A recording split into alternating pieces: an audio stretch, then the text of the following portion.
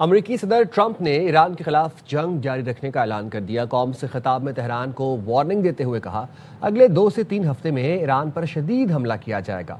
Trump نے کہا ایران اگر معاہدے پر راضی نہیں ہوتا تو امریکہ ایرانی پاور پلانٹس پر حملہ کر دے گا، ایران کو پتھر کے دور میں پہنچا دیں گے جہاں سے وہ تعلق رکھتے ہیں۔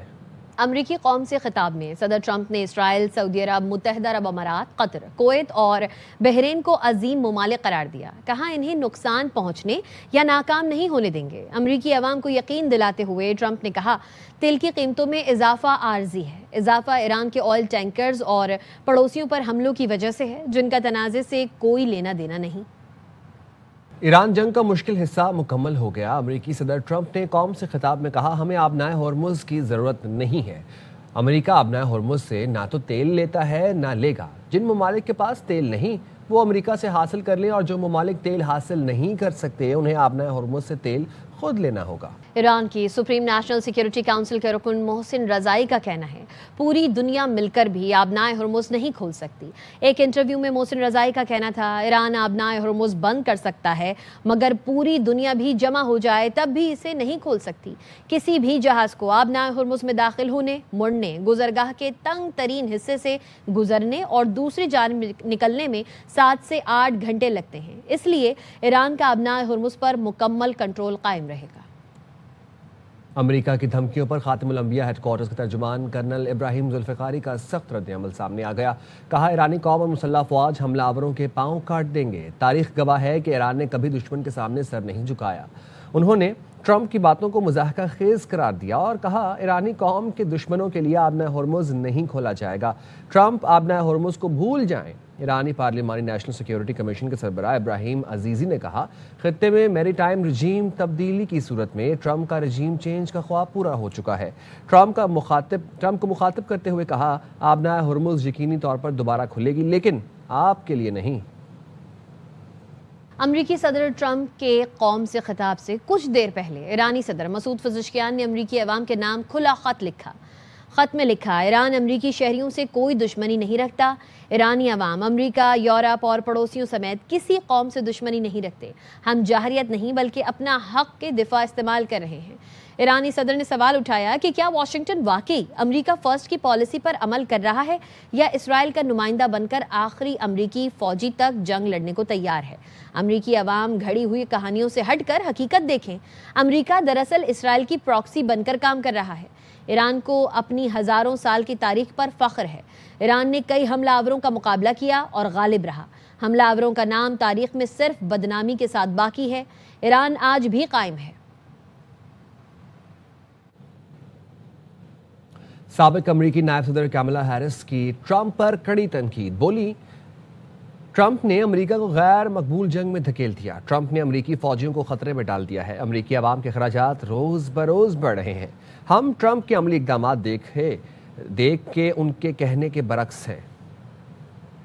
He brought America into a war that people do not want. He has put American troops in harm's way. Costs are rising by the day. And meanwhile, he has done nothing to address the needs of the people of America. And I bet you he's going to try and claim victory tonight. But the reality is we're watching what he does instead of listening to what he says. NATO America کے بغیر کچھ نہیں۔ امریکی صدر Trump کے اس بیان پر Italy کی وزیر اعظم جارجیا میلونی نے شدید رد عمل کا اظہار کیا ہے۔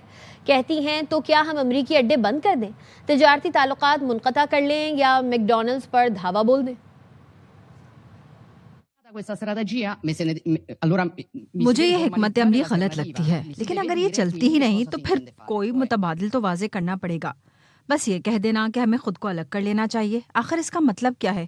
کیا ہم نیٹو چھوڑ دیں؟ کیا ہم امریکی اڈے بند کر دیں؟ کیا ہم تجارت ختم کر دیں یا پھر جا کر میک ڈونلڈ پر دھاوا بول دیں؟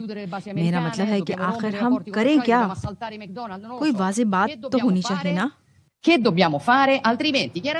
آسٹریلیا کے وزیر اعظم اینتھنی البنیز کا کہنا ہے اگرچہ آسٹریلیا ایران کی جوہری ہتھیار حاصل کرنے سے روکنے کے مقصد کی حمایت کرتا ہے لیکن اب یہ واضح نہیں کہ مزید کیا اقدامات درکار ہیں یا اس عمل کا حتمی نتیجہ کیا ہونا چاہیے؟ نیشنل پریس کلب میں خطاب کے دوران آسٹریلوی وزیر اعظم نے ٹرمپ سے تنازع کے خاتمے کے لیے دیے گئے وقت کے تعین کے بارے میں بھی سوال کیا۔ البنیز نے کہا، آسٹریلیا سے آغاز سے پہلے کوئی مشاورت نہیں کی گئی تھی۔ میں نے بہت واضح طور پر کہا ہے، ہم تناؤ میں کمی دیکھنا چاہتے ہیں۔ میں چاہتا ہوں اس بات پر زیادہ وضاحت ہو کہ یہ معاملہ کیسے ختم ہوگا۔ انہوں نے کہا، آسٹریلیا اس جنگ کا فعال فریق نہیں ہے، لیکن اس کے باوجود تمام آسٹریلوی اس کے باعث زیادہ قیمتیں ادا کر رہے ہیں۔ امریکی صدر ٹرمپ نے ایران ڈیل کی ذمہ داری جے ڈی وینس پر ڈال دی۔ امریکی صدر ڈونلڈ ٹرمپ نے وائٹ ہاؤس میں ایسٹر لنچ کی تقریب سے خطاب کرتے ہوئے کہا کہ اگر ایران سے ڈیل ناکام ہوئی تو ذمہ دار جے ڈی وینس ہوں گے، اگر ڈیل کامیاب ہوئی تو سارا کریڈٹ جے ڈی وینس کو ہی جائے گا۔ The deal, right? How's that moving? Is it okay? The big deal? You see it happening?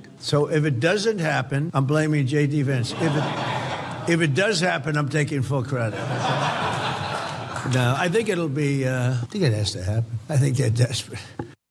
امریکہ نے خاتمے کے لیے سفارتی کوششیں تیز کر دی۔ امریکی نائب صدر جے ڈی وینس کے پاکستان کے ذریعے رابطے۔ برطانوی نیوز ایجنسی کا کہنا ہے، امریکہ اور ایران کے درمیان پاکستان کا سفارتی کردار اہمیت اختیار کر گیا۔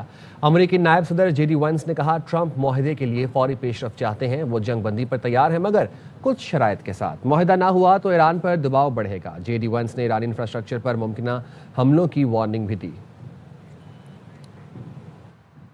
ایرانی خارجہ تعلقات کی اسٹریٹجک کونسل کے سربراہ کمال قرازی کے گھر پر حملہ۔ ایرانی میڈیا نور نیوز کے مطابق امریکی اسرائیلی حملے میں کمال قرازی زخمی، اہلیہ شہید ہو گئیں۔ تہران میں کمال قرازی کے گھر پر امریکی اسرائیلی طیاروں نے حملہ کیا۔ ڈاکٹر کمال قرازی کو شدید زخمی حالت میں اسپتال منتقل کر دیا گیا ہے۔ امریکی اخبار نیو یارک ٹائمز کا کہنا ہے، کمال قرازی کو نشانہ بنانا سفارتی کوششوں میں رکاوٹ ڈالنے کی کوشش ہے۔ کمال قرازی نائب صدر جے ڈی وینس سے ممکنہ ملاقات کی تیاری کر رہے تھے۔ کمال قرازی پاکستان کے ساتھ رابطہ کاری کی نگرانی کر رہے تھے۔ قرازی کو نشانہ بنانا سفارتی کوششوں میں رکاوٹ کے طور پر دیکھا جا رہا ہے۔ ایران کے یورینیم کو قبضے میں لینے کے لیے منصوبہ تیار کر لیا گیا۔ واشنگٹن پوسٹ کی رپورٹ کے مطابق امریکی فوج نے صدر ٹرمپ کو افسردہ یورینیم قبضے میں لینے کا منصوبہ پیش کر دیا۔ منصوبہ زمینی فورسز داخل کر کے یورینیم نکالنے پر مشتمل ہے۔ منصوبے کے لیے کھدائی کے آلات، طیاروں کے لیے رن وے تعمیر کرنا ضروری ہے۔ منصوبے کی عملی مشکلات اور خطرات انتہائی زیادہ ہیں۔ آپریشن میں یورینیم کی محفوظ منتقلی سب سے بڑا چیلنج ہے۔ منصوبہ امریکی فوج کے اعلیٰ عہدیداروں کی معلومات پر مبنی ہے۔ اسرائیل کے ایران پر حملے جاری ہیں۔ تہران اور اصفہان میں بمباری کی گئی، 9 افراد شہید اور متعدد زخمی ہوئے۔ اسرائیلی فورسز نے تہران پر حملے میں رہائشی آبادیوں کو نشانہ بنایا۔ امدادی کارکنان کا کہنا ہے، مسلسل بمباری کی وجہ سے امدادی کام میں رکاوٹ کا سامنا ہے۔ اصفہان پر اسرائیلی حملوں کے بعد دھوئیں کے بادل چھا گئے۔ اصفہان کے نائب گورنر کا کہنا ہے، آج کاشان کے ہوائی اڈے کو نشانہ بنایا گیا۔ شہریزہ، کاشان، آران، بیت گول اور نجف آباد پر بھی حملے کیے گئے۔ امریکی صدر ڈونلڈ ٹرمپ کی تقریر کے دوران ایران نے اسرائیل پر جوابی حملے کیے۔ تل اویو، حیفا سمیت دیگر علاقے دھماکوں سے گونج اٹھے۔ ایرانی میڈیا کے مطابق تل اویو میں عمارت کو نشانہ بنایا گیا جہاں اعلیٰ اسرائیلی حکام کی میٹنگ جاری تھی۔ رمات گان میں میزائل لگنے سے عمارت کو نقصان پہنچا، متعدد اسرائیلی زخمی بھی ہوئے۔ تل اویو کے مشرقی علاقے میں پائپ لائن پھٹ گئی، عمارتوں اور گاڑیوں کو بھی نقصان ہوا۔ مختلف شہروں میں ایرانی میزائل حملوں سے خوف و ہراس پھیل گیا۔ ایران کی جانب سے پڑوسی اور خلیجی ممالک پر حملے کا آج 34واں دن ہے۔ پاسداران انقلاب کا کہنا ہے، بحرین، کویت، متحدہ عرب امارات اور سعودی عرب میں امریکی اڈوں پر 100 میزائلز، ڈرونز اور 200 راکٹس فائر کیے۔ ایرانی فوج کے ترجمان نے میڈیا کو جاری ویڈیو بیان میں کہا، پاسداران انقلاب نے متحدہ عرب امارات میں خفیہ مقام پر جاری امریکی فوجیوں کی میٹنگ کے مقام کو ہدف بنایا، جس میں 37 امریکی فوجی مارے گئے۔ ابوظہبی میں خلیفہ اکنامک زون پر ڈرون سے حملہ کیا گیا۔ یو اے ای حکام کا کہنا ہے، ایران کے ڈرون حملے ناکام بنا دیے گئے۔ ترجمان ایرانی فوج نے بتایا، خلیج فارس میں اسرائیلی حکومت کے تیل بردار ٹینکر کو بھی نشانہ بنایا گیا۔ 400 بحری جہاز اپنا ہرمز کو عبور کرنے کے منتظر ہیں۔ ایرانی خبر ایجنسی مہر کے مطابق 400 مال بردار بحری جہاز اور آئل ٹینکرز ایران کی اجازت کے منتظر ہیں۔ بحری جہازوں کو اپنے ہرمز کے قریب روک دیا گیا ہے۔ بین الاقوامی منڈی میں خام تیل کی قیمت میں پھر اضافہ ہونے لگا۔ لندن برینٹ خام تیل کی قیمت 6.95% اضافے کے ساتھ $108.13 فی بیرل ہو گئی۔ امریکی ویسٹ ٹیکساس خام تیل 6.5 5-6% महंगा हुआ और इसकी कीमत $106.70 फी बैरल हो गई। रॉयटर्स का कहना है ट्रंप की जानिब से ईरान पर शदीद हमलों के ऐलान के बाद खाम तेल की कीमतों में इजाफा देखा जा रहा है। मशरिक़ वस्ता में कशीदगी और अमरीकी सदर के जंग जारी रखने के बयानात पर एशिया के स्टॉक मार्केट्स आज भी मंदी का शिकार हैं। जापान का नकाई इंडेक्स 1.9%, जनूबी कोरिया का कॉस्पे इंडेक्स 3.7% गिर गया। हांगकांग के हैंगसेंग इंडेक्स में 1%, चीन के शंघाई कॉम्पोजिट इंडेक्स में भी 1% कमी हुई। भारत के मुंबई सेंसेक्स और निफ्टी 50 इंडेक्स में 2% की कमी देखी जा रही है। पाकिस्तान स्टॉक मार्केट में आज फिर मंदी की लपेट में है। मार्केट खुलते ही 100 इंडेक्स में 5,489 पॉइंट्स तक की कमी देखी गई। करेक्शन के बाद 4,399 पॉइंट्स कमी से इंडेक्स 1,51,112 पॉइंट्स पर ट्रेड कर रहा है। स्टॉक माहिरीन का कहना है अमरीकी सदर ट्रंप की जानिब से ईरान पर शदीद हमलों के ऐलान के बाद सरमायादार हसस फरोख्त कर रहे हैं। बैनुल-अक़वामी मार्केट्स में सोने और चांदी की कीमतों में बड़ी कमी देखी जा रही है। बैनुल-अक़वामी मार्केट में फी आउंस सोना $197 सस्ता हो गया, जिससे उसकी फी आउंस कीमत $4,585 हो गई। इसी तरह फी आउंस चांदी की कीमत $4.80 कम हुई और फी आउंस कीमत $70.28 पर फरोख्त हो रही है। बलूचिस्तान के मुख्तलिफ इलाकों में बारिश के ताकतवर स्पेल ने तबाही फैला दी। चागी, मूसा खैल, हरनाई और कला सैफुल्ला में नशेबी इलाके ज़ेर-ए-आब आ गए। कला अब्दुल्ला के नदी नालों में तुग़यानी आ गई। मुसाफिर वैन समेत 2 गाड़ियां रेले में बह गईं। 22 मुसाफिरों को बचा लिया गया।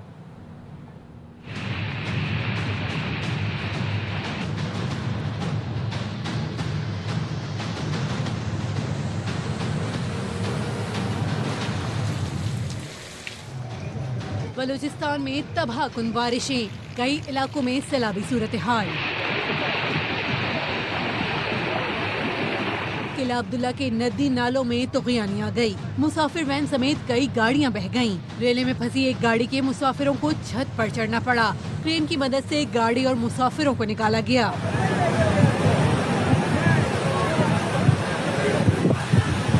मूसा खेल में 3 रोज से बादल बरस रहे हैं। गलियों में रेले बहने लगे, घरों में पानी दाखिल हो गया, सरकारी स्कूल ताला बन गया। हरनाई में राब्ता पुल बह गया, ट्रकों की कतारें लग गईं, कई घर तबाह हुए। चागी, किला सैफुल्ला और गिरदोनवा में बारिश से नदी नालों में बहाव तेज हो गया। सोबतपुर में बादल जमकर बरसे, नशेबी इलाके ज़ेर-ए-आब हैं, मकीन मुश्किल में आ गए। ओस्ता मोहम्मद, गंदाखा बाग हेड और गिरदोनवा में गरज चमक के साथ बारिश हुई। सड़कें, बाजार पानी से भर गए, बिजली भी गायब हो गई। कराची के मुख्तलिफ इलाकों में वक्फे वक्फे से बारिश जारी है। शहर में आज बारिश के 2 बड़े स्पेल्स मुतवक्के हैं। पहला स्पेल दोपहर और दूसरा स्पेल शाम 6 बजे के बाद बरस सकता है। शराय फैसल, मलीर, कायदाबाद, लांजी, कोरंगी, कयूमाबाद, शाह फैसल कॉलोनी, सदर, old city, M A Jinnah road, buffer zone, Metroville, Najmabad और गार्डन समेत मुख्तलिफ इलाकों में बूंदाबांदी और हल्की बारिश वक्फे वक्फे से जारी है। मौसम खुशगवार है, तेज़ हवाएं भी चल रही हैं। महकमा मौसमियात ने आज तेज़ हवाओं और गरज चमक के साथ बारिश की पेशगोई की है। इस दौरान गरज चमक और आंधी का भी इम्कान है। का सिलसिला रात गए से जो है वो सिंध के अक्सर इलाकों को मुतासर कर रहा है, बशमूल कराची। सुबह जो है एक अच्छा सिकल देखा गया कराची में, जिसमें तकरीबन पूरे कराची भर में जो है वो बारिश रिकॉर्ड की गई है। सबसे ज़्यादा बारिश जारी टाउन में 12.6 मिलीमीटर रिकॉर्ड की गई। तहम आने वाले वक्त के दौरान मजीद 2 स्पेल, एक सपहर उससे शाम तक वो एक रात के पहले हाफ में जो है एक्सपेक्टेड है। आने वाले स्पेल्स की वजह से जो मूसलाधार बारिश के इम्कानात है। गुलकार अली जफर 8 साल बाद मीशा शफी के खिलाफ हद तक इज्जत का केस जीत गए। लाहौर की सेशन अदालत ने मीशा शफी पर 50 लाख रुपए जुर्माना कर दिया।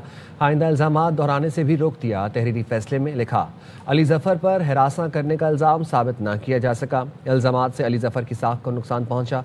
अली जफर के दावे को झूठा और बेबुनियाद साबित करना मीशा शफी की जिम्मेदारी थी। करदू में जलाओ घिराव का वाकया, 18 पुलिस अफसरान और अहलकारों को मुलाजमत से बर्खास्त कर दिया गया। फैसला मार्च 2026 में इस करदू जलाओ घिराव वाकयात की तहकीकात पर किया गया। पुलिस हुकाम ने बताया, महकमाना तहकीकात और सिफारिशात की रोशनी में सख्त एक्शन लिया गया। मुलाजमत से बर्खास्त होने वालों में 1 इंस्पेक्टर और 2 सब इंस्पेक्टर्स भी शामिल हैं। کانسٹیبلز اور سب کانسٹیبل سمیت مجموعی طور پر 18 اہلکار فارغ کیے گئے.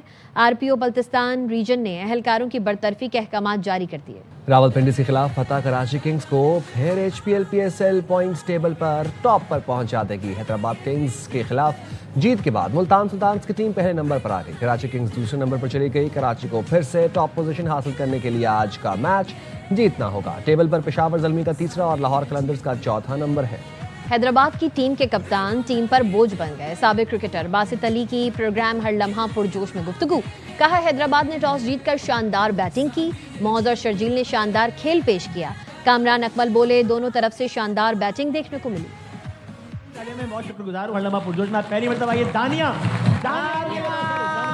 حیدرآباد نے ٹاس جیت کے جس طرح بیٹنگ کری، ماں صداقت کا آپ نے بولا، شرجیل کا آپ نے بتایا، کا کپتان ٹیم پہ بوجھ بن رہا ہے. شرجیل نے 5 نمبر پہ آ کے 50 کرا. شرجیل کو پروموٹ کریں. شرجیل اچھا پلیئر ہے. بنان پہ بتائیں آپ کے میچ وننگ 100 اور مزہ بھی آیا بیٹنگ دیکھنے کا. دونوں طرف سے بیٹنگ بہت زبردست نظر آئی ہے. شرجیل کی اننگز بڑی امپورٹنٹ تھی. سارے بالرز نے خراب بالنگ کی، فیلڈنگ لیپسز ہوئے، ایج چھوڑے، اسٹمپ ایک چھوڑا عثمان خان نے. آسمانوں میں بھر گئے ہیں دھوئیں، جی جی کراچی کی سڑکیں یا موت کے کنویں. پیدا تو اسلام آباد. کراچی کیسے؟ ابو نے کہا چلو بیٹے ہم کراچی چلتے ہیں. ہم 94 میں کراچی آ گئے. ایسی لڑکیاں آخر میں نا نقلی رپورٹیں دکھا کے پیسے مانگ لیتی. اگر دل سے قریب ہو تو کراچی. میری پھپھویں تو بڑی اتنی کیوٹ ہیں. اب تک اتنا ہی. دیکھتے رہیے ARY نیوز.